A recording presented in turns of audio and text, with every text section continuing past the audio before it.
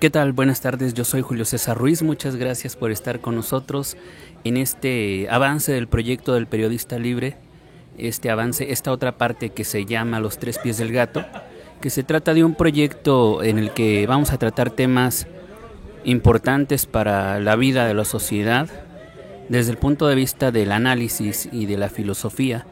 Y para esta primera emisión hemos querido tratar el tema de Venezuela, que es un tema que en este momento pues se está discutiendo mucho, aunque a lo mejor no demasiado o no como se debería. Y para esto hemos invitado en esta ocasión a Víctor García Mata, integrante de la Coordinadora Mexicana de Solidaridad con Venezuela. Muchas gracias, Víctor, por estar. Muchas gracias a ti, Julio, y pues felicidades por este proyecto, y además de que estos son los espacios que se requieren precisamente para tener como una mayor pluralidad en cómo abordar los temas, ¿no? Hoy hemos visto cómo los emporios de las comunicaciones pues dan solamente su perspectiva de lo que pasa en Venezuela y no dan la otra parte, es muy difícil encontrarlo, ¿no? Entonces me parecen estos esfuerzos pues muy valientes, ¿no? Te felicito por ello. Gracias, pues esa es la idea exactamente, de abrir el espacio a diferentes puntos de vista, diferentes perspectivas, diferentes voces, para que quienes tienen la posibilidad solamente de escuchar estas perspectivas pues puedan decidir de una manera más informada. Así que Así es. Muchas gracias por estar aquí. Hemos estado escuchando y viendo información sobre lo que está sucediendo en Venezuela, y pues la mayoría de la información es muy parecida en la mayoría de los medios que existen. Y sin embargo, antes de pasar a eso, me gustaría que tú nos platicaras un poquito cómo es Venezuela en sí, sin pasar al conflicto antes. Eso es, mira, Venezuela tiene un antes y después, y un después con el triunfo de Chávez en el año 99, ¿no? Cuando gana el comandante Chávez. Gana en unas elecciones. Él había intentado dar un golpe de Estado en el año 1992 con lo que se le llamó el Movimiento Bolivariano 200, un grupo de militares patriotas que, digamos, se enfrentan a un modelo neoliberal que empezaba a privatizar muchas de las cosas en Venezuela, ¿no? Es un golpe en el que fracasa, él asume la responsabilidad, Chávez pasa 2 años en prisión y después de eso sale y comienza a hacer su campaña política, ¿no? Empieza a hacer su trabajo político, gana las elecciones de una forma arrolladora, pero hay que entender que hay un sector de la población, las clases medias altas, las clases altas, las que nunca aceptaron la legitimidad venida del chavismo, nunca aceptaron la legalidad.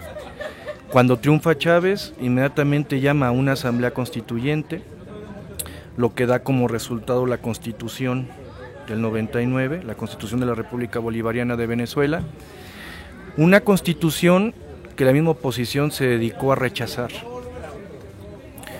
La oposición en el año 2002 intenta dar un golpe de Estado.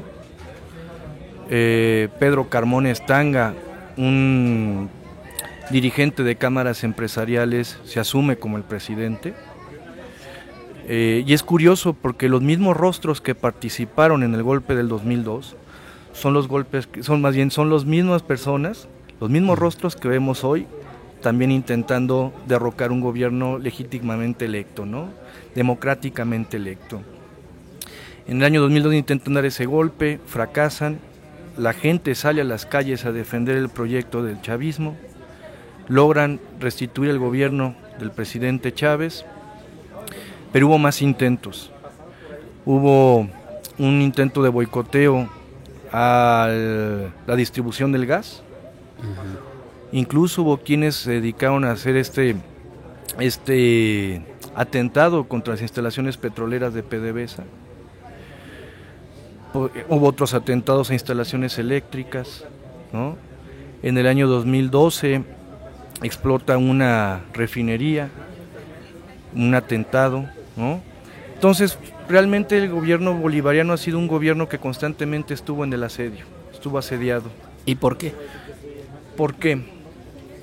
Porque lo que hace el comandante Chávez una vez que llega al poder es volver a estatizar, cosas que se habían privatizado, ¿no? Ujú. Y además de que por primera vez las ganancias del petróleo, antes de la caída de los precios, que fue un factor también determinante, esas ganancias se estaban traduciendo en programas sociales, ¿no? En programas de salud, donde la gente tenía acceso. Había gente que tenía 20 años sin ir a un médico, o gente que nunca había podido acudir a un médico porque eran carísimos, ¿no? Gente que no tenía acceso a la escuela. Surgen misiones como la famosa Operación Milagro, donde si tú tenías un familiar con problemas de vista, cataratas y demás, el gobierno pagaba su intervención quirúrgica en Cuba. Incluso México llegó a operar ese programa en algunos municipios que hicieron convenio con el gobierno de Venezuela, ¿no? Las misiones Barrio Adentro 1, Barrio Adentro 2, que consistían en clínicas por determinados números de colonias, clínicas muy bien equipadas, ¿no? Yo llegué a estar en una de ellas, tomógrafos a precios muy bajos y en algunos casos gratis, ¿no? El ultrasonido, una serie de instrumentos que difícilmente puede encontrar uno en pequeñas clínicas, ¿no? Se acaba con el analfabetismo. Incluso el gobierno bolivariano emprende una de sus, digamos, más ambiciosos proyectos a nivel internacional, que fue un tratado de comercio, ¿no? El famoso ALBA, que marca un paralelo al ALCA norteamericano, ¿no? En este caso el ALBA funciona por medio de un intercambio. Voy a poner un ejemplo. Cuando Néstor Kirchner asume la presidencia de Argentina, anuncia la reestatización del gas, ¿no? Lo cual hace que los gaseros se vayan a huelga y amenazan con no surtir, ¿no? El gas. Entonces Néstor Kirchner incorpora a Argentina al ALBA e intercambia con Venezuela ganado por gas. El ganado argentino tiene su fama, ¿no? Uh-huh. Y Venezuela, que es un gran productor, así funcionó, ¿no? Y de igual manera pasó con El Salvador, con Nicaragua, con mismo Bolivia. Se intercambiaba incluso grano, ¿no? Cereales, alimentos que no se daban en Venezuela, porque también hay que decir, Venezuela fue un país que durante mucho tiempo fue condenado a vivir del petróleo, no desarrolló otras áreas de la producción hasta que llega el gobierno chavista, ¿no? Pero obviamente en 14 años o poco más de 14 años es imposible alcanzar una producción como tal, y sin embargo han comenzado ese reto. El campo sigue produciendo, ¿no? No es un país comunista como lo quieren vender, como si la palabra comunista uh-huh. fuera peyorativo, ¿no? Es un país con una economía mixta, muy parecido a cuando México tenía paraestatales, ¿no? Donde la gente, digamos, tenía pues acceso a servicios, ¿no? Como la salud, ¿no? Tenía más posibilidades económicas, ¿no? O por lo menos el Estado aligeraba la carga, ¿no? De la ciudadanía. Bueno, claro. Programas de alimentación y demás, ¿no? Que en su tiempo conocimos como tiendas con azupo, por decirlo así, ¿no? Oye, me detengo en una parte. Sí. Esta parte de la estatización. Dices que Chávez comenzó a estatizar varias cosas. Así es. Y entonces hubo un sector de la sociedad que se enojó por eso. Así es, por ejemplo el caso de Cemex. Y porque, platícanos o explícanos un poquito esto, porque a lo mejor hay gente que no sabe qué significa estatizar, claro. ¿Cómo puede afectarle a alguien? Claro, mira, por ejemplo, en contraste, México tiene una reforma energética, ¿no? La cual lleva hacia las privatizaciones, a que el sector privado, a que los privados puedan explorar y trabajar el petróleo, ¿no? Lo cual, con eso México dejó de adquirir o dejó de percibir ciertas ganancias que tenía Pemex, ¿no? Son sectores prioritarios, ¿no? Son sectores muy importantes de la economía, que en este caso el gobierno bolivariano dice, bueno, tenemos que ver cuáles son esos sectores que representan una parte importante, ¿no? ¿Cómo decirlo? Sectores estratégicos. Y hace que regresen a dominio del Estado, ¿no? Por ejemplo, PDVSA, antes de Chávez, era una paraestatal, pero que curiosamente las ganancias solamente beneficiaban a un sector, ¿no? Cuando llega Chávez y previo al golpe de 2002, quita a esa élite que vivía de las ganancias del petróleo, que curiosamente se vienen a México, amparados y cobijados por el gobierno de Vicente Fox. O sea, este conflicto que tiene México con Venezuela ya viene desde antes. Fox fue uno de los primeros, porque habría que recordar que Fox expulsa a un embajador venezolano aquí, ¿no? Cuando también Vicente Fox empieza a hacer unas críticas muy fuertes al gobierno de Chávez, la famosa frase de no se meta conmigo porque sale espinado, caballero, ¿no? Vicente Fox en un cinismo injerencista empieza a hacer unas críticas muy duras, mientras que en México estábamos viviendo fue un gobierno muy opaco el de Vicente Fox, una transición que nunca sucedió, ¿no? Entonces te digo, esa élite que vivía de PDVSA se viene acá, los cobija el gobierno panista de Fox, y sectores como PDVSA regresan al pueblo, ¿no? Se comienzan unos proyectos muy interesantes en materia de medios de comunicación, surge la televisora Telesur, ¿no? Se le invierte más a las televisoras estatales, ¿no? Que no dejó de existir la televisión privada, porque incluso hoy en día el 80% de los medios de comunicación en Venezuela son privados. Es un mito de que no hay libertad de expresión. Son los mantras que siempre utiliza la derecha para querer deslegitimar algo, ¿no? Para querer relacionarlo con una narrativa de totalitarismo, ¿no? Si no existiera la libertad de comunicación o la libertad de expresión, ¿qué medios son los que cubren a Vicente Fox cuando va, ¿no? O cómo es que nos enteramos de lo que ocurre en Venezuela. Entonces, una falacia, pero es parte de la retórica que utilizan para enturbiar a un gobierno democráticamente electo, ¿no? Incluso te pondré otro ejemplo con ese doble rasero que se utiliza en los medios de comunicación, sin perderme, y ahorita regreso a esto que te comentaba. Felipe González, que fue jefe de gobierno en España, duró 14 años en el gobierno. Nadie lo llamó dictador.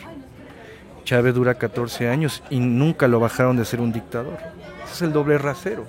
Lo que pasa es que Chávez no entregó los intereses de su país a intereses extranjeros, a los grandes capitales, ¿no? Entonces te digo, comienza como la estatización de algunos sectores, con lo cual esas ganancias se transformaron en programas sociales, ¿no? El conflicto con Cemex fue un conflicto muy interesante porque donde siempre tienes grandes emporios, tienes élites, tienes lobbies, tienes grupos que de una u otra manera intentan cohabitar con el gobierno, intentan cohabitar dentro del mismo espacio del Estado, y también quieren tener esa capacidad de poder, y también quieren tener esa misma capacidad en las decisiones de lo que le corresponde al Estado, ¿no? México hoy tiene un gobierno, vamos a llamarlo un Estado ampliado, mejor por decirlo así, un Estado ampliado, ¿no? Donde tenemos un gobierno, pero también cohabita con otros poderes como el sector privado, incluso hasta el narco es parte de ese Estado ampliado, ¿no? Entonces, Chávez intenta poner freno a eso, y de una u otra manera lo consigue, ¿no? Hay otra cosa que me gustaría mencionar con esto que te decía del golpe del 2002, cuando dicen, es que en Venezuela no hay libertad de expresión porque cerró una televisora, sí, RCTV, pero resulta que fue una televisora que llamó a dar el golpe de Estado. En ningún otro país he visto que una televisora llame a dar golpes de Estado. ¿Y en dónde lo permitirían? ¿Qué pasaría si en Estados Unidos una televisora sale a llamar a derrocar a Trump? Inmediatamente la cierran, ¿no? Claro. Y también es un punto que me gustaría tocar, los medios de comunicación, que es un tema tan importante. Mira, es bien curioso porque dijiste ahorita algo al inicio del programa que me parece importantísimo. La línea editorial que manejan esos emporios de la comunicación y que coinciden. Basta con ver, por ejemplo, lo que publica CNN, lo que publica DW, Europa Press, el diario El País, ¿no? Uno lo pone así en sus páginas en Facebook y cada 15 minutos, cada media hora están sacando una noticia sobre Venezuela y comparten la misma línea editorial. Pero este fenómeno, ¿a qué corresponde? Y no solamente esos medios, también aquí Televisa lo hace, ¿no? Y aquellos medios que de una u otra manera están relacionados con el capital de Televisa, el capital económico de Televisa. Si uno entra a la página del Consejo de Administración de Televisa, uno va a encontrar ahí el nombre de Lorenzo Mendoza. Lorenzo Mendoza es un opositor millonario, presidente de las empresas Polar en Venezuela. Es Lorenzo Mendoza tiene el monopolio de los alimentos en Venezuela, ¿no? Y curiosamente está en el Consejo de Administración de Televisa. De ahí se puede sacar de dónde viene la línea editorial de los noticieros de Televisa, de Foro TV, e incluso el mismo Reporte Índigo, que me parece a mí un excelente medio y que ahora parece que también recibe dinero por pegarle a Venezuela, ¿no? Milenio ni se diga, o sea, Carlos Marín es un mercenario, ¿no?, de la comunicación. Pero en ese consejo de administración también nos encontramos a un intelectual de las élites como Enrique Krause. Enrique Krause, que es socio de Grupo Prisa, dueño del diario El País. Enrique Krause se hace socio de Grupo Prisa cuando adquieren acciones de Editorial Clio. Entonces ya cuando uno va armando el rompecabezas, uno dice, pero mira qué monstruosidad, porque los medios de comunicación hoy por hoy representan ese monstruo que pule el sentido común de las personas, ¿no? Lo direcciona, por decirlo así, mejor dicho, ¿no? Claro. Y te digo, yo le digo a tu audiencia, métanse a la página del Consejo Administrativo de Televisa y van a encontrar Lorenzo Mendoza, Enrique Krause, ¿no? Luego, ¿quiénes están en el Consejo de Administración de Grupo Prisa? El expresidente Ernesto Zedillo Ponce de León. Entonces es absurdo que un diario como El País hable de la democracia, hable de los derechos humanos, cuando Ernesto Zedillo ha sido acusado por los crímenes en Acteal, por la matanza de Acteal. Y más que en su sexenio, ha sido uno de los sexenios más brutales en cuanto a represión policial. El caso Aguas Blancas, los casos que llegamos a ver de violencia en la capital en ese sexenio, ¿no? Entonces ahí los medios de comunicación juegan un doble rasero. Existía una televisora, bueno, un medio de comunicación, mejor dicho, que me parece excelente, DW, ¿no? Deutsche Welle, ¿no? Este medio de comunicación alemán público, además, ¿no? Me parece excelente su programación, pero ahora es muy interesante cómo Angela Merkel, la primer ministra, utiliza este medio para golpear a Venezuela, siempre a favor de la oposición venezolana. ¿Pero por qué? No es día gratis que que la canciller haya hecho un recorrido por América Latina buscando inversión, buscando dónde invertir, ¿no? Estuvo en México, estuvo en Argentina, ¿no? 2 países que han golpeado a Venezuela. No es día gratis. Claro. Y no hay que irnos tan lejos. La BMW aquí va a representar un gran poderío, porque va a ser de esas empresas, ¿no?, transnacionales, que dirá la última palabra en cuanto a cómo se dan las relaciones políticas en San Luis y en el sector económico. No hay que perder de vista eso. Entonces es increíble cómo la canciller Angela Merkel utiliza este medio para crear una corriente de opinión en torno a Venezuela, ¿no? Existe otro medio llamado Europa Press, un medio muy ligado al Partido Popular en España, al gobierno de Mariano Rajoy, y que ha utilizado a Venezuela como arma arrojadiza para pegarles a las izquierdas allá, ¿no? Decir, Venezuela es totalitarismo, Venezuela es esto, ¿no? Pero curiosamente siempre cubren a Venezuela previo a las elecciones, o cuando aparece un caso de corrupción que implica al Partido Popular en España, ¿no? Y así podíamos ver otros medios, ¿no? Por ejemplo, Radio Caracol en Colombia, un medio muy relacionado porque siempre habló bien del presidente Uribe, Álvaro Uribe Vélez, un presidente paramilitar, ¿no? Y que hoy juega un papel muy importante en la desestabilización de Venezuela. No es día gratis que existan reportes de grupos paramilitares en la frontera entre Colombia y Venezuela. Hoy Colombia el paramilitarismo no se terminó, siguen existiendo las autodefensas gaitanistas, ¿no? Un grupo paramilitar muy fuerte, y que claro que se relacionó ese grupo con todas estas estructuras que desde antes existieron con el paramilitarismo, ¿no?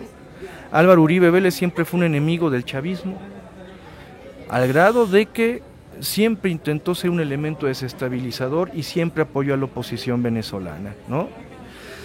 Precisamente con Álvaro Uribe Vélez vemos la privatización de Ecopetrol, la petrolera colombiana, ¿no? O sea, el problema en Venezuela no es un problema de democracias, porque democracia la hay. Es un problema económico, es un problema geopolítico, ¿no? Y también muy importante con miras a las elecciones en 2018 en varios países. En 2018 cambia de gobierno Colombia, Brasil, México, por hablar de países medianamente fuertes, pues, ¿no? Venezuela también cambia de gobierno en 2018, son las elecciones presidenciales. Entonces, esta desestabilización en Venezuela también sirve para agarrar a Venezuela como un arma arrojadiza, decir, mire, no funcionó el modelo chavista, nadie niega que Venezuela tenga problemas económicos, nadie lo niega. Lo que sí decimos es que hay que buscar cuáles son las causas y quiénes son los culpables. El gobierno no fue el culpable del dólar paralelo. Y es bien interesante preguntarse qué hacen los venezolanos que viven en México, qué hacen con los dólares que compran. Pues son los que mandan a Venezuela para inflar el dólar paralelo, ¿no?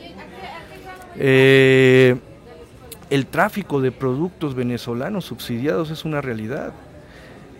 Uno se pregunta, ¿cómo es que uno encuentra productos de limpieza, de aseo personal como de limpieza, sí, ¿no?, a bajo costo en la frontera colombiana, en la frontera más bien en la parte de Colombia?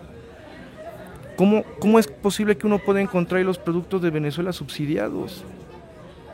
Luego está quienes acaparan los productos, ¿no? Y luego están los que les llaman los famosos bachaqueros, que inflan los precios.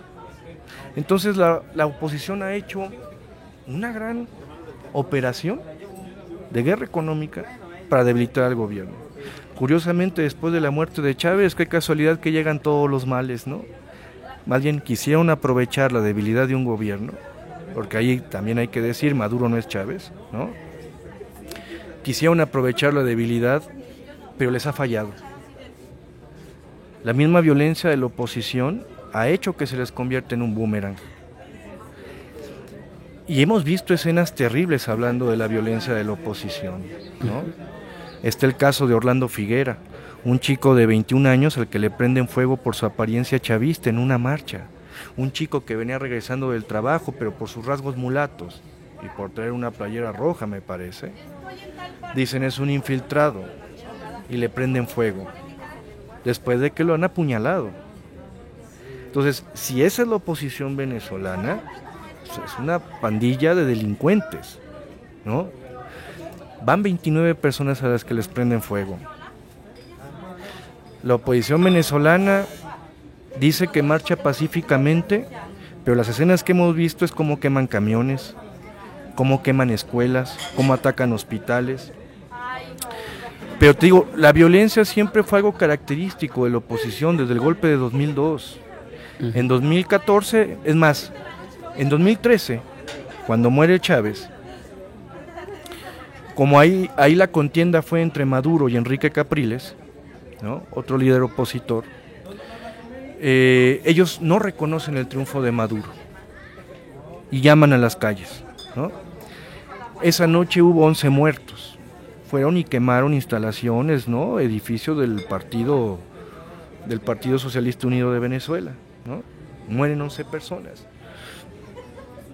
Después, en 2014, otro líder opositor, Leopoldo López, llama a derrocar al presidente Maduro, ¿no? Y sale gente armada a las calles. Y lo increíble es en qué cabeza cabe hacer marchas, más bien dejemos las marchas, en qué cabeza cabe hacer ese tipo de acciones donde se hacen las famosas guarimbas, barricadas, ¿no? Uh-huh. Se hacen las famosas guayas. Las guayas es un hilo de alambre que se pone de un poste a otro con la intención de degollar policías motorizados, sí. Morteros caseros, ¿no? Hubo gente armada también. Muchos de los muertos, fueron 43 muertos en 2014, muchos de los muertos fueron policías y chavistas que intentaban limpiar las barricadas y pasar. Otros eran muy personas sin una afiliación de partido. Eso hace que detengan a Leopoldo López, ¿no? Ok, Víctor, me gustaría regresar. Bueno, estamos platicando con Víctor García Mata, integrante de la Coordinadora Mexicana de Solidaridad con Venezuela, pues de esta perspectiva sobre Venezuela, y muy diferente a la que estamos escuchando y viendo en muchos medios de comunicación. Víctor, regresemos ahora a la parte de el gobierno actual de Venezuela con Nicolás Maduro. Hemos visto que él convocó a una asamblea constituyente hace más o menos un mes, un mes y medio. Sí, hizo la convocatoria, ¿verdad? Claro. Y ya se instauró la asamblea. ¿Para qué convocar a una asamblea constituyente nosotros aquí en México que no sabemos por qué? Muy bien, una pregunta muy interesante, nada más para concluir este escenario de la violencia, ¿no? Uh-huh. Eso fue en 2014 y ahora llamaron nuevamente a la violencia, ¿no? Una violencia que ha cobrado más de 120 vidas, ¿no? Uh-huh. Que hacen parecer que, o no sé. Hacen parecer que todas han sido por pues parte de la policía, ¿no? Y que la Guardia Nacional no se niega cuando la Guardia Nacional ha cometido abusos porque han sido encarcelados aquellos que han disparado. El problema está en que la oposición no quiere reconocer a quienes han disparado de parte de ellos, ¿no? Ni los ha entregado, ni siquiera han hecho alguna declaración por la gente a la que le han prendido fuego, ¿no? Y es muy curioso porque ahora vuelven a llamar a la violencia, ahora cobraron más víctimas, pero si uno compara la retórica de 2017, 2014, 2013, 2002, es la misma retórica, son las mismas consignas y los mismos rostros. En realidad siempre hubo una oposición que no reconoció el chavismo y no le perdonó a los sectores populares haber accedido al poder, no se los perdonó, no les perdonó que los mulatitos, que la gente morenita, los negritos, la gente de abajo, participara en la vida política, ¿no? Y lo podemos ver en declaraciones de María Corina Machado, otra de los líderes opositores, que ella siempre habla de las élites. Y ella anteriormente ha salido con Bush, ella era como que era el puente entre Bush y Venezuela, ¿no? Siempre vimos eso. Ahora tomando el punto de... abordando el punto de la constituyente, yo creo que precisamente ante el escenario de violencia y esta falta de reconocimiento de la oposición, era importante avanzar. La constituyente no tiene la intención de desplazar o dejar atrás la constituyente del comandante Chávez. Tiene la intención de profundizarla, porque hay que recordar que en el derecho una constituyente no es para menos, es para ampliar derechos, para profundizarlos, nunca es para disminuir, ¿no?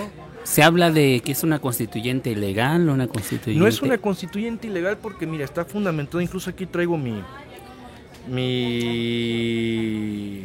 constitución, ¿no? Acá traigo mi constitución, me gustaría leer los 3 artículos que precisamente hablan de la Asamblea Nacional Constituyente. Mira, voy a leer capítulo 3 de la Asamblea Nacional Constituyente, artículo 347, dice: el pueblo de Venezuela es el depositario del poder constituyente originario. En ejercicio de dicho poder puede convocar una Asamblea Nacional Constituyente con el objeto de transformar el Estado, crear un nuevo ordenamiento jurídico y redactar una nueva constitución. Después viene el artículo 348, y esto es muy importante. La iniciativa de convocatoria a la Asamblea Nacional Constituyente podrán tomarla el presidente o presidenta de la República en Consejo de Ministros, la Asamblea Nacional, mediante acuerdo de las 2/3 partes de los integrantes, los consejos municipales en cabildos mediante el voto de las 2/3 partes de los mismos, o el 15% de los electores inscritos y electoras inscritas en el registro civil y electoral, ¿no? Lo cual faculta al presidente, ¿no?, a tomar esta iniciativa de convocatoria. Cumple con la legalidad. Después dice, en el artículo 349, el presidente o presidenta de la República no podrá objetar la nueva Constitución. Los poderes constituidos no podrán en forma alguna impedir la decisión de la Asamblea Nacional Constituyente. Es decir, ahora dice la Asamblea Nacional que ha sido disuelta y que disolvieron el Parlamento. No, porque precisamente en la Constitución dice, para terminar el 349, una vez promulgada la nueva Constitución, esta se publicará en la Gaceta Oficial de la República Bolivariana de Venezuela o en la Gaceta de la Asamblea Nacional Constituyente. Con el párrafo anterior, lo que quiere decir es que simplemente la Asamblea Nacional Constituyente asume su tarea legislativa. Y precisamente hubo un gesto por parte de la Asamblea Nacional Constituyente con la Asamblea Nacional en llamarla a dialogar y ver cómo trabajar juntos, ¿no? Lo cual rechazó la Asamblea Nacional.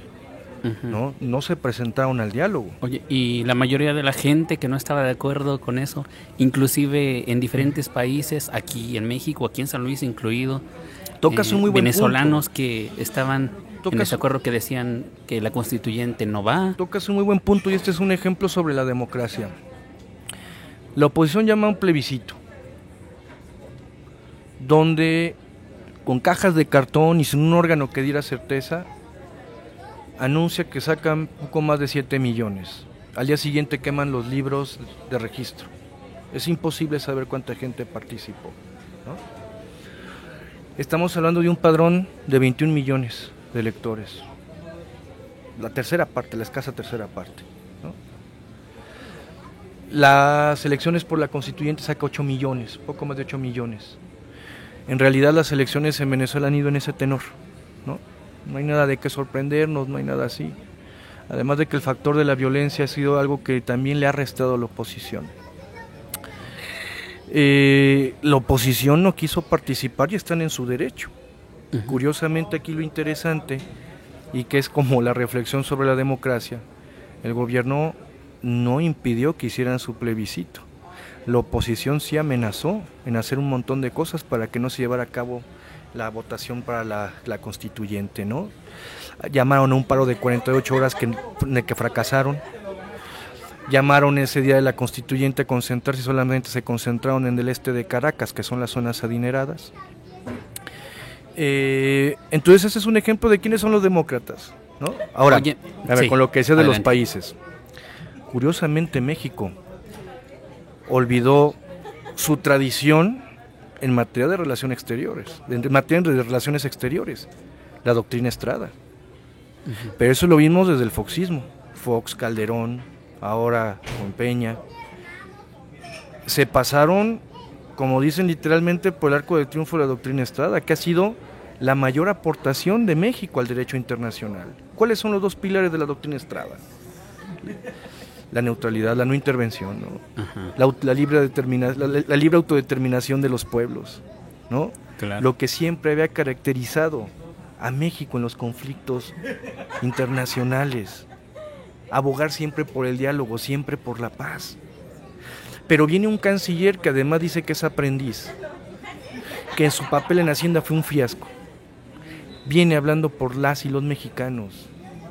¿Por qué? Metiendo a México en un conflicto de cancilleres. Viene Lilian Tintori, la esposa de Leopoldo López, se entrevista con Peña Nieto, se entrevista con Trump. Es absurdo, ¿no?, que la oposición busque figuras como la de Trump cuando nos quiere poner un muro. Yo digo, ¿por qué no le pedimos a la oposición venezolana que hagan un documento de rechazo al muro, a ver si es cierto que pueden hacer eso frente a Trump, ¿no? Pero lejano a eso, la tradición de México en materia de relaciones exteriores está por los suelos. Tomaron un papel que no le correspondía a México. México no tiene de qué hablar de democracia cuando venimos de unas elecciones como la del Estado de México. Que muy protagónico de cierta manera, porque claro, fuimos de los primeros países que se pronunciaron en contra de la Asamblea Constituyente en Venezuela. A mí ya me gustaría ver que en México después de Estados Unidos, ¿verdad? Así es. Fíjate qué curioso que además, después de que gana la votación, después de que se dan a conocer los resultados de la votación por la Asamblea Constituyente, al día siguiente Trump ya está hablando de sanciones a Venezuela. Qué mayor signo del injerecismo. ¿Por qué siempre tenemos que respaldar este guión histórico donde unas élites, en complicidad con los grandes capitales y las grandes naciones, se dedican a derrocar a gobiernos democráticos?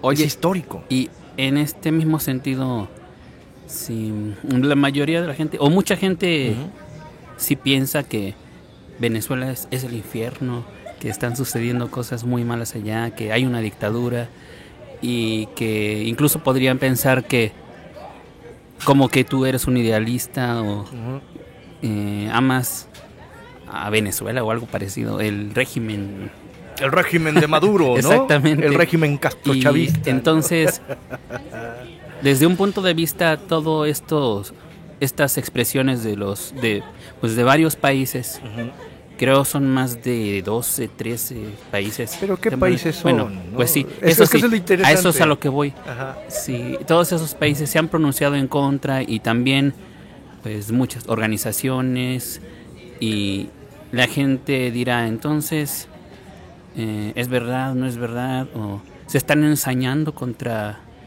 Nicolás Maduro? ¿O qué está pasando? Es que tocaste un punto fregoncísimo, mira. Cuando dicen, Nicolás Maduro es un dictador, ¿por qué? Él ya llegó a la presidencia en 2013 y ganó las elecciones. ¿En dónde está la parte dictatorial? ¿No? Él está apegado, todo lo que hace lo hace apegado a la Constitución, ¿no? Todo. Y sobre esos 12, 13 países que son los que han participado, habría que pensar qué países son. Y es una cosa interesantísima porque se preocupan mucho por Venezuela, pero yo nunca he visto que esos países se preocupen por un país donde en verdad hay un infierno sobre la tierra llamado Haití, ¿no? O que se preocupen por la violencia en Honduras. ¿Quiénes han sido? Brasil con Temer, que es un golpista, ¿no? Una Argentina de Macri, bueno, Macri, no los argentinos, Macri, que además todo el mundo pensaba que iba a salir victorioso en estas últimas preelecciones y no, salió a la mitad con el kirchnerismo y habrá que ver cómo le va a ir en las elecciones legislativas, ¿no? En octubre. Países como México, donde aquí el gobierno mexicano ha recibido varias observaciones, ¿no? Por organismos internacionales en materia de derechos humanos, por la sistemática violación a los derechos humanos por parte del ejército, torturas, fusilamientos extrajudiciales, desapariciones forzadas. Tenemos un país con miles de muertos y miles de desaparecidos y volteamos a ver a Venezuela. Que a mí me digan en qué momento en Venezuela ha habido estudiantes desaparecidos, ¿no?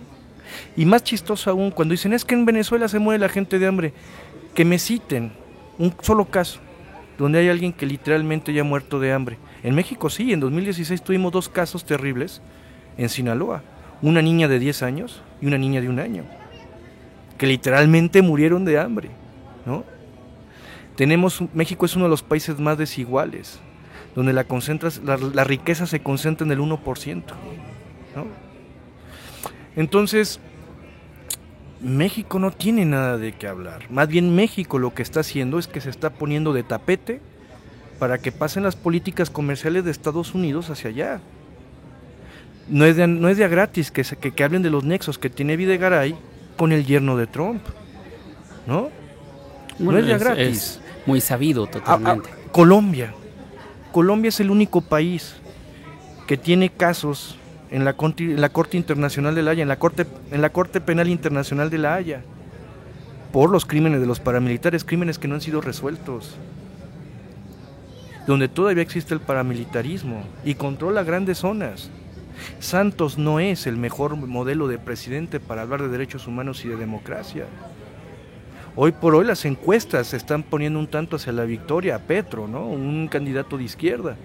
Que bueno, ya veremos qué pasa, porque es como en México, funciona similar así la cuestión de la compra de votos y eso, ¿no? Entonces te digo, y los demás países son países que de una u otra manera tratan de ganar la simpatía del vecino del norte, Perú, ¿no? O sea, Perú que incluso le saca a su embajador y todo. Perú, ¿cuándo ha sido significativo en la política internacional? Me parece que te digo, más bien todos están viendo de qué manera se ganan las confianzas de Trump, ¿no? Bueno, a ver, queremos la confianza de Trump, dices, ¿y por qué? ¿Trump qué quiere de Venezuela si pues es en un este tema, asunto? Es un tema interesantísimo, fíjate, resulta que en Venezuela hay muchos intereses de China y de Rusia, intereses económicos, ¿no? China es un acreedor de Venezuela, como también es el principal acreedor de Estados Unidos. La deuda más grande que tiene Estados Unidos es con China, ¿no? Hace unos meses, curiosamente, CNN sacaba la nota de cómo algunos senadores norteamericanos se sentían alarmados por lo que estaba pasando en Venezuela, y no en materia democrática, sino porque temían que Rusia comprara los activos de PDVSA. La petrolera venezolana representa más o menos el 40% del combustible en Estados Unidos, ¿no? Imagínate que ese 40% pasara a capital ruso, pues prácticamente ellos tendrían una gran injerencia en la política energética de Estados Unidos, ¿no? Pues, insisto, el problema no es de democracia, es un problema económico. Porque aunque ahorita los precios del petróleo hayan caído, que también fue algo que afectó a Venezuela, y que posiblemente la caída de los precios del petróleo fue porque 2-3 señores dijeron hay que bajar los precios para ver a quién le damos, ¿no? Eso no significa que el petróleo ya no valga, al contrario, ¿no? No es de a gratis lo que está pasando en Siria. Conocemos cuál es el guión de cuando Estados Unidos habla de la democracia. Pero este es un terreno excelente para también hablar de una ética. Cuando CNN tú ves que su programación es Venezuela, Venezuela, Venezuela, Trump, Venezuela, Venezuela, Trump, ¿no? Ya te hace que dudar, además de que... Oye, pues sí tenemos diariamente noticias sobre Venezuela, ¿verdad? Pero además, ya tenemos implicado a... La gente debe recordar que Maduro, CNN el nombre fue... de hecho. Exacto. No sé. La gente debe recordar que CNN fue la televisora de las armas de destrucción masiva en Irak. Sería absurdo dar toda la credibilidad a una televisora como esa, ¿no? Es un momento para hablar de ética, porque hay que ver cuáles son los referentes de la ética de la oposición venezolana, ¿no? Buscan la ayuda de Trump, buscan la ayuda de Enrique Peña Nieto, buscan la ayuda en España de José María Aznar, el de las armas de destrucción masiva en Irak, que hizo que España participara en la guerra y que después dice, sí, me equivoqué, ¿no? Buscan la ayuda de Felipe González, que además de haber estado 14 años, dirigió un grupo parapolicial llamado Los GAL en el País Vasco, ¿no? Buscan la ayuda de Colombia. Entonces, si esos son los referentes éticos de la oposición para hablar de democracia, están bien jodidos, ¿no crees? Dicen, es que detrás de Venezuela está Cuba. A mí que me digan cuándo Cuba ha invadido un país, cuándo ha provocado golpes de Estado, cuándo ha estado financiando golpes de Estado, que me digan cuándo ha sido eso. Existe una alianza de cooperación con Cuba porque es parte de la hermandad latinoamericana que Chávez se propuso. Chávez siempre apeló a la patria grande de Bolívar, rescató la idea de sus próceres. El gran logro de la revolución bolivariana fue la identidad bolivariana, ¿no? Aquello que viene de Bolívar, de esa gesta, de su gesta libertadora, fue el mayor logro. Y un punto que México lo une con Venezuela, no solamente es las tonterías de este canciller, sino que Simón Bolívar se le da la nacionalidad mexicana en el año de 1825, el Congreso mexicano le da la nacionalidad. Entonces México también es un país, vamos a llamarlo bolivariano, ¿no? El proyecto de Bolívar era un proyecto muy parecido al de Morelos, ¿no? Entonces, hoy estamos nuevamente frente a ese guión histórico de élites que buscan que Occidente llegue, que lleguen los europeos, que lleguen los grandes capitales, ¿no? Entregar los recursos naturales a cambio de que esas élites sigan teniendo privilegios. En México lo vemos. España tiene un montón de inversión en México y estamos trayendo más empresas de fuera y estamos tronando a la industria nacional. Es un guión histórico, ¿no? Oye, ahora con todo este escenario, con todo este guión que dices, todas estas cosas que nos has platicado, ¿qué crees tú que va a pasar en los siguientes meses? Pues Venezuela tendrá que resistir, y es un escenario que me recuerda, digo, aunque yo no estuve, más bien en la historia, a los primeros años de la Revolución Cubana, ¿no? Que más bien no los primeros años, más bien fueron varios años en que siempre estuvo asediada, ¿no? En que Fidel siempre tuvo constantes atentados, ¿no? Un bloqueo. Me parece que hoy lo que vamos a ver es un bloqueo a Venezuela.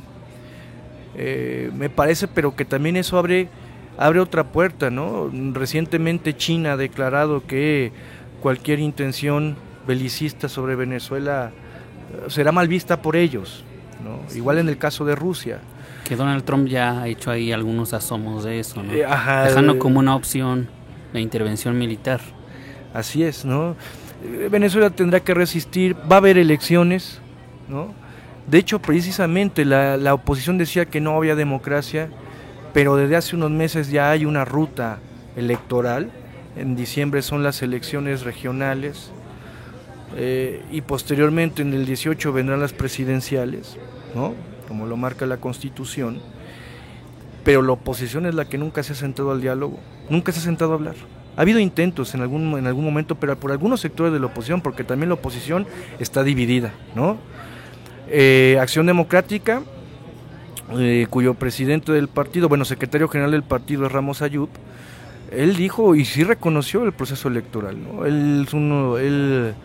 Ellos van a inscribir candidatos. El mismo partido de Leopoldo López, Voluntad Popular, inscribió candidatos. Hay más partidos, ¿no? El único partido que sigue renuente y que es el que sigue llamando a la violencia es el de María Corina Machado, un partido que además defiende el neoliberalismo, que se llama Vente para acá, Vente para Venezuela, algo así se llama, ¿no? Sigue con esta narrativa de la confrontación, ¿no? Y lo que hay que entender es que en un momento como eso lo que siempre se tiene que dar es el diálogo y actuar de manera política, no llamando a la violencia. Dice la oposición venezolana que siempre ha sido pacífica, que a mí me explique cómo es que alguien secuestra un helicóptero, vaya avienta granadas sobre el edificio del Supremo de Justicia, dispara al aire, se va. Si esas son las expresiones pacíficas de la oposición, estamos jodidos, ¿no? Entonces, en este tipo de casos, te digo, más bien en la situación en la que ahorita está Venezuela, no existe más que el diálogo, reconocerse entre ambas partes. El gobierno sí los ha reconocido porque los ha invitado a dialogar. La oposición es la que no le cuesta reconocer la legalidad del chavismo. Ahora, otro punto. Hace un año o más, unos meses, no recuerdo con exactitud, la oposición es la que estaba llamando a la constituyente. Y uno puede buscar en YouTube los spots que hacía Freddy Guevara, otro líder opositor, hablando que la única salida para Venezuela era la constituyente. Atacaban la Constitución del 99 y ahora, como la constituyente la convoca el gobierno bolivariano, ahora la rechazan y ahora aplauden la Constitución del 99. Una cosa absurda. La oposición ya no sabe, vive en una constante contradicción. Y sobre un punto que comentabas y me gustaría comentar, sobre los venezolanos que están aquí en San Luis y sobre los venezolanos que están en México, yo no he visto o he sabido que lleguen venezolanos a la casa del migrante, ni he visto en los cruceros a venezolanos. Yo he visto que llegan a vivir a colonias de clase media, ¿no? No les resto que sean muy trabajadores, no les quito eso, pero no vienen las condiciones de los salvadoreños o los hondureños. Y es muy chistoso cómo aquí el Instituto Nacional de Migración sí aplica el rigor de la ley a los migrantes y más de la rigor, abusos a los migrantes salvadoreños, hondureños, haitianos que vienen en la bestia. Pero yo no veo que utilicen ese mismo rigor con los venezolanos. En la capital, ¿en donde viven? En colonias acomodadas como La Condesa, como en Polanco, en la colonia Roma, ¿no? Entonces, yo me pregunto, si vienen de un país en una crisis humanitaria, ¿cómo es que vienen con ahorros? Si realmente Venezuela estuviera tan mal, ¿qué hacen los bancos ahí? ¿Qué administran? ¿No? Es ahí esa parte que te digo, donde vivimos de un mito, donde vivimos de unas mentiras que generan los medios de comunicación. Existe una crisis, sí, pero no es esa crisis humanitaria. El FAO ha desmentido ya en 3 ocasiones que no existe una crisis humanitaria. Hay un problema de escasez, desde luego, pero no es un problema humanitario, no es una crisis humanitaria. Los venezolanos llegan en avión. Es una cosa absurda, ¿no? O sea, y entonces resulta que Venezuela de repente está peor que Haití. Es absurdo, ¿no? Pero existe una narrativa bélica, existe una narrativa de guerra hacia Venezuela. Cuando hablan de Venezuela no hablan del gobierno del presidente Maduro, hablan del régimen de Maduro, ¿no? Así es. Desde ahí ya comenzamos a ponerle etiquetas, ¿no? A hacer un uso, además, de esos medios de comunicación, pues de forma, ¿cómo llamarlo? Son instrumentos, es una propaganda de guerra, ¿no? Ahora digo, que existe escasez de alimentos, de medicinas, ok, vamos a ver cómo, en cambio de que esos países que están tan preocupados, ¿por qué no establecemos acuerdos para el suministro de las cosas que están escaseando? En lugar de ver cómo incentivo un golpe de Estado. Oye, aparte hemos visto a través de los medios de comunicación un éxodo. Un éxodo masivo, ¿no? Y no sé qué tanto, ¿no? Dices, si entonces hay un éxodo masivo, ¿cómo dice la oposición que es mayoría a la hora en que votan en el plebiscito si se supone que que han salido un éxodo masivo? Es absurdo. O sea, eso es lo interesante de los medios de comunicación, que hay que entender sus contradicciones, las cosas que dicen, las cosas que muestran. Fíjate, el día de la Constituyente, tengo un artículo muy interesante que escribió un estudiante de medicina, un español, ni siquiera un venezolano.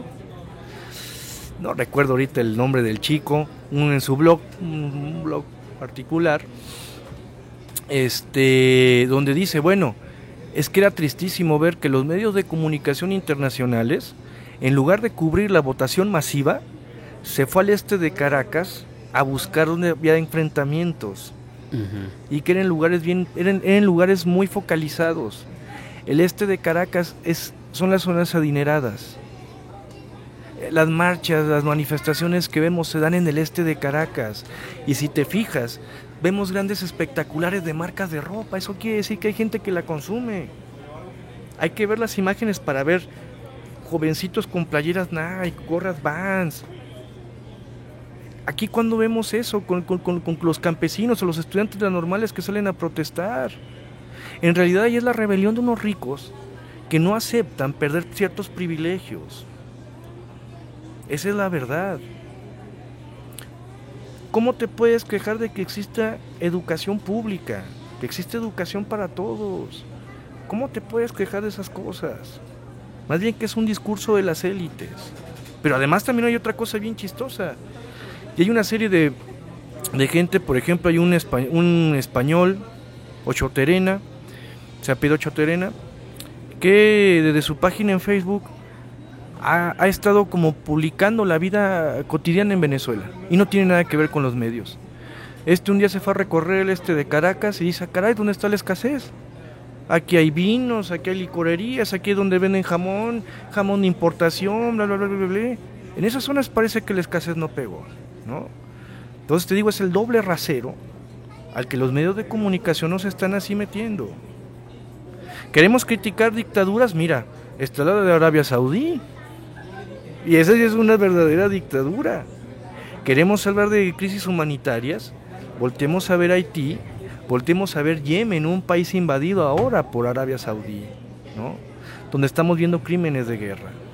Oye, y entonces, ¿por qué crees tú que es tan complicado desde ese punto de vista que las personas, que la gente común se dé cuenta de eso? Bueno, habla sobre los medios de comunicación, pero y sobre todos estos políticos o gobernantes que están en contra de cómo se está viviendo la vida allá en Venezuela. Los medios de comunicación ahora han tomado... porque ya ves, estamos muy acostumbrados en estos tiempos a que nos digan, ay, es que él habla sobre la teoría del complot y la critican. Como de que eso, pues cómo va a ser posible que se alíen Estados Unidos, el presidente de México, el presidente de tal país, de otros países, tales organizaciones, tanta gente confluyendo en contra de... Pues mira, es que precisamente lo que hacen los medios de comunicación es que son transmisores de sentido común, de eso que le llamamos vulgarmente sentido común. Y es una tristeza, porque mucha gente ya ni siquiera piensa, no es crítica con lo que está viendo, ya no te da su opinión, te repite el encabezado, porque muchas veces ni siquiera leen la nota y solamente avientan comentarios así, ¿no? Concretos, y son reproducciones del encabezado de la nota, ¿no? Hoy por hoy los medios de comunicación se han convertido en un arma muy poderosa. Entonces, en este pulir el sentido común, existen quienes generan contenidos, quienes pueden llevar a la ridiculización para alejarte de determinada forma de pensar. Lo vemos con la palabra chairo, ¿no? Un término peyorativo que sería poco, que sería un término que atentara contra la libertad, porque entonces querría decir que entonces tú no puedes pensar ni expresarte como tú quieres sin que se te etiquete. ¿Ves cómo es de absurdo? Sí, claro. O sea, si yo a alguien le digo Chairo, lo estoy condenando por su forma de pensar, entonces ¿qué democracia? Entonces ¿qué tantas libertades de las que estamos hablando? Es absurdo, ¿no? Entonces, cuando se habla de una teoría del complot, es precisamente para ridiculizar. En realidad se llama historia, y en realidad se llama ver todos los casos en que Estados Unidos ha participado en golpes de Estado. ¿Cómo ha sido ahora? Oye, ¿cómo hoy es en día la injerencia de Estados Unidos? Que puede ser por tratados comerciales o por acuerdos de seguridad. Ya no es que lleguen con los marines, ya no es tan fácil que lleguen así a invadir, sino que ahora tienen formas más sofisticadas como los acuerdos comerciales. Ahorita lo estamos viendo con el Tratado de Libre Comercio, ¿no? Con acuerdos de seguridad, el Plan Puebla-Panamá que no se realizó y ahora tiene otro nombre, y ahora están viendo si Trump envía tropas para combatir el narcotráfico, bla, bla, bla, bla, bla, ¿no?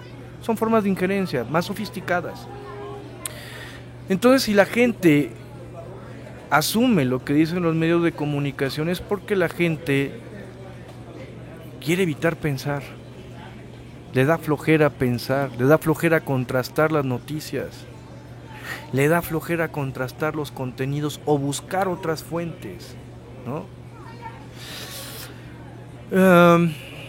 La gente vive ignora muchas cosas, vive una constante ignorancia de lo que le rodea, ¿no? Lo desconoce. Entonces es más fácil que mi criterio lo deje en manos de alguien que hable por mí y que ya me dé las cosas digeridas, ¿no? Y ahora con internet ni se diga, ¿no? Ahora basta con que alguien googlee y vas a encontrar un montón de fuentes y hacen que unas son verídicas, otras no. Y yo aquí lo único que le digo a la gente es que siempre hay que contrastar, ¿no? Siempre hay que buscar fuentes, hay que contrastar los contenidos, porque ni todo es negro ni todo es blanco. No puedo decir que en Venezuela sea todo bien, ni tampoco creo que sea todo mal. A mí me parece que sí debemos hacer ese llamado, realmente. Claro. Que no se trata tampoco de convencer a la gente de tu punto de vista o del punto de vista de los medios de comunicación que dices, sino de que deberíamos empoderarnos nosotros mismos, ¿no? Y decir, yo voy a buscar hasta dónde es cierto lo que... Hay que buscar un rigor. En aquello que se está diciendo, ¿no? ¿Cómo lo comprobamos? Una de esas cosas bien interesantes que también se hizo en Venezuela es que no solamente encontrabas las radios comunitarias, sino que también se pasó a la idea de las televisoras comunitarias, ¿no? Proyectos financiados donde jóvenes se juntaban para crear su televisora. O sea, me parece que hay que democratizar los medios de comunicación, porque a mayor democracia evitamos que se concentre el poder en unos cuantos, ¿no? A mí me gustaría mucho que en México, y fue un proyecto que incluso estuvo impulsando el obispo Raúl Vera, aquí en México, ¿no? El llamar una constituyente. A mí me parece que hoy por hoy todos los países de América Latina tendrán que estar trabajando en constituyentes que le regresaran el poder a la gente, ¿no? Buscar nuevos canales de participación. Tenemos que romper esa hegemonía, esa dependencia con el vecino del norte y con los grandes capitales. Ya vimos a dónde nos han llevado. A mí me parece que hoy en día un pensamiento anacrónico y rancio, y digo rancio en forma despectiva, ahí sí lo digo, es la idea de la acumulación. Ya vimos a dónde nos llevó que la riqueza se acumulara en unos cuantos. Lo estamos viviendo, lo vivimos todos los días. Eso es una de las formas más crueles de la violencia, ¿no? Entonces me parece que tenemos que replantearnos nuevas relaciones sociales, tenemos que replantearnos el retomar la historia y hacerla nuestra, el no verla ajena. El problema está en que hay unos medios de comunicación que te hacen sentirte ajeno a la historia, como si tú no participaras en ella. Hoy nadie reivindica a sus próceres. Hoy a alguien le hablas de, no sé, de un Miguel Hidalgo, de un Morelos, de un Vicente Guerrero, y van a decir, pues sí, en la primaria me dijeron, pero hasta ahí. Pero no cuál fue la forma en que ellos cristalizaron un pensamiento en una forma de Estado, ¿no? Claro. O sea, retomando a Hegel, en ese sentido, él ve que el Estado es esa máxima expresión donde se cristaliza el espíritu. Cualquier pueblo ha cristalizado su espíritu en la formación de una organización social, llamémosle Estado. Pero cuando los medios de comunicación hacen que te sientas ajeno a ello, es cuando dejas que otros piensen por ti, no te sientes con la suficiente importancia para cambiar la historia, ¿no? Y Venezuela lo demostró, que quiso cambiar su historia y que es un proceso que ha sido un proceso muy golpeado, pero creo que ellos también saben que haber rechazado al vecino del norte implicaba riesgos. Cualquier país que tome la iniciativa de la emancipación sabe que se va a enfrentar a unos poderes muy grandes y que son transnacionales, ¿no? Que es lo que hoy estamos viendo. Muy bien, Víctor, pues para terminar tengo 4 preguntas y estas preguntas me gustaría que fueran como muy puntuales y son preguntas como de cierre, así que van a ser un poquito dramáticas también. Así que te pregunto primero, nuevamente, ¿Venezuela es una dictadura? No. Ok, muy bien. Y no es una, Dime. Y no es una dictadura porque yo quisiera que esos países que hoy hablan de democracia llamaran a procesos constituyentes y dejaran que la gente participara plenamente. Ok, muy bien. Siguiente pregunta. ¿Maduro busca en esta asamblea constituyente reelegirse por muchos años? No, no es así porque precisamente existen otros perfiles con una importancia popular, como por ejemplo el ex canciller Delcy Rodríguez, ¿no? Que me parece que es un excelente personaje, me parece que es ella es la excelente actual presidenta de la asamblea. Así es, ¿no? Y que me parece que hoy por hoy tiene una gran simpatía y es una mujer muy preparada, ¿no? Ok, muy bien. Siguiente pregunta. Los problemas en Venezuela, la pobreza o la escasez de medicamentos, etcétera, ¿son culpa de Maduro, del gobierno? ¿Existe este problema tan grande en realidad? Es que te digo, no todo puede ser negro ni todo es blanco, ¿no? O sea, yo creo que su error fue que concentraron gran parte de su economía en el petróleo. La caída de los precios del petróleo fue un factor que influyó mucho. Sin embargo, también hay otra gran parte que es de la oposición en la guerra económica, ¿no? O sea, encontrar comida enterrada, ¿con qué finalidad?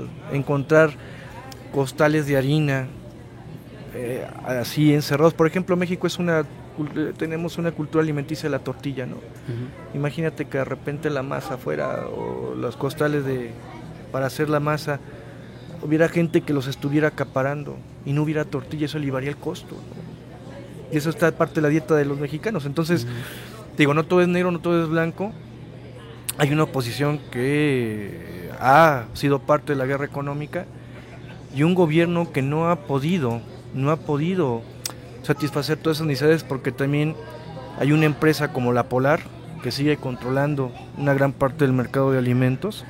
El campo sigue produciendo. Sin embargo, esto es muy importante y hay que decirlo, el famoso programa de alimentación, las CLAP, es una forma en que el gobierno ha tratado de subsanar los problemas de escasez. Me gusta que digas eso, de que el gobierno no ha podido, porque en cualquier otra persona que estuviera defendiendo a ultranza el gobierno de Maduro, pues diría que no es su culpa, o no tiene responsabilidad. Claro, o sea, cuando se habla de política no se puede, no hay dos polos, ¿no? Así es. Son causas, ¿no? Son contradicciones, ¿no? Muy bien, y la última pregunta, esta es una frase que he escuchado en internet, en los medios de comunicación, incluso con algunos políticos y funcionarios, que México puede ser la próxima Venezuela. Mira, ¿cómo ves? Es lo que te decía en el ejemplo de España, de que llega un punto en que Venezuela se convierte en arma arrojadiza contra Podemos, ¿no? Y entonces uno puede buscar programas de debates. Por ejemplo, hay un programa que se llama La Sexta Noche, lo transmiten los sábados por la noche. Es un programa interesantísimo, ¿no? Que me gustaría que estos programas existieran en México, donde van representantes de partidos y van periodistas.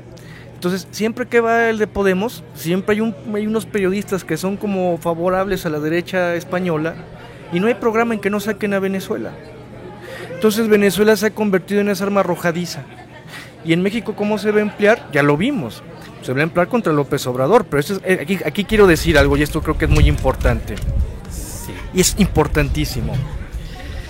A mí me pone un tanto de malas cuando se relaciona la imagen de López Obrador con Chávez, Ajá. porque los que somos chavistas, nosotros fuimos testigos en 2006. Algunos intentamos impulsar la figura de Chávez dentro del movimiento de Obrador en 2006 y fuimos expulsados de estas brigadas que se hicieron en el obradorismo porque se nos acusaba de radicales. El mismo Chávez envía una invitación a López Obrador después de lo del fraude como parte de una gira por los países progresistas, ¿no? Y López Obrador la rechaza. O sea, realmente López Obrador nunca tuvo una relación con el gobierno bolivariano, nunca. Cosa que muchos lo reprobamos, cosa que muchos en su momento dijimos que después del fraude, López Obrador tenía que hacer una gira por los países progresistas para denunciar el fraude, ¿no? Y sostener la idea del triunfo. Pero en cambio se fue a pasear por los municipios y que no logró capitalizar gran cosa.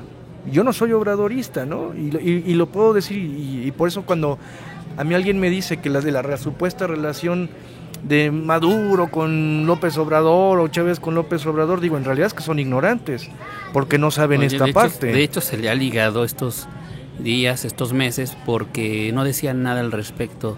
Es que ¿por qué tendría que decir algo? Si a lo mejor, si yo por ejemplo me apego a la doctrina Estrada, y para mí resulta un grandísimo aporte al derecho internacional, lo asumo, ¿no? O sea, se vería ridículo un señor en otro país opinando por lo que pasa en México, ¿no? Se vería ridículo. A final de cuentas, si López Obrador va a ser el candidato presidencial, tiene que hablar de México, no tiene que hablar de Venezuela. ¿Qué nos importa en las elecciones del 18 lo que pasa en Venezuela? ¿No? Claro. Igual al PRI, ¿qué le importa lo que pasa en Venezuela si tendrían que primero estar resolviendo qué pasó con los 43? ¿Qué pasa con la economía, con la desigualdad, con tantas cosas, ¿no? Te digo, se ve ridículo que un señor en otro país sea más papista que el Papa, ¿no? Entonces, y eso lo pueden consultar. Ahí el asesor de López Obrador era Ortiz Pinchetti, que él tiene una columna en La Jornada. Y él en su momento es el que le dice a López Obrador que no vaya, que ni siquiera se le ocurra tener relación con el gobierno de Venezuela porque los medios lo iban a acabar, cuando ya lo habían acabado, pues. Recordarás que hubo un anuncio del Consejo Coordinador Empresarial en 2006, donde aparecen unas señoras armadas y se cae una bicicleta y dicen, si no quieres que México sea como Venezuela, bla, bla, bla. La misma retórica del 2006. Eso te dice que en realidad el problema con Venezuela va a ser un arma arrojadiza en los países que tengan procesos electorales. Entonces, si lo vemos en términos de geopolítica, es que era claro, había que acabar un gobierno como el venezolano para utilizarlo como vacuna a los procesos electorales en la región, ¿no? Oye, y tristemente yo creo que sí funcionaría. Sí, porque la más media, la gran cantidad de gente que está pensando en Venezuela y que se nutre de esos programas, de esos medios de comunicación, perdón, así es como piensan. Pero también no lo tomaría ya como algo tan importante, porque a final de cuentas el mexicano es como muy fugaz. Y vemos una noticia y el mexicano ya cambió de opinión, ¿no? Y si un día ve que hubo un atentado en tal lado y pone en su perfil de Facebook la bandera de Francia, al día siguiente lo utiliza para otra causa, ¿no? Entonces, no creo que sea un factor determinante. Habrá partidos que lo quieran utilizar como el PRI y el PAN, que ya lo hemos visto, ¿no? Pero ahí yo espero que existamos muchos para darles el debate, ¿no?